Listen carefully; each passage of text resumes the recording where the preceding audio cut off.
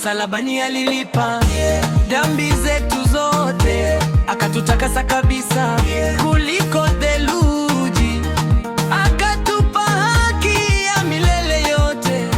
Sisi si wenye dhambi, bali kwa haki yake ametuosha.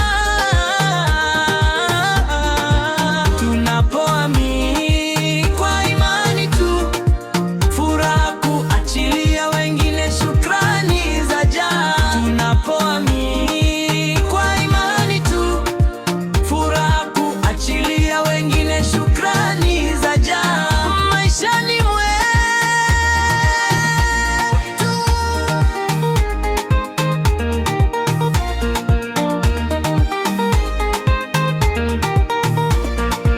Unamfanyia kazi Mungu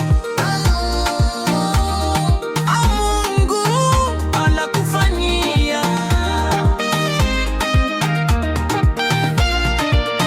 Mapenzi ya Mungu si tunachomfanyia, bali tuamini tu alichotufanyia kupitia Yesu.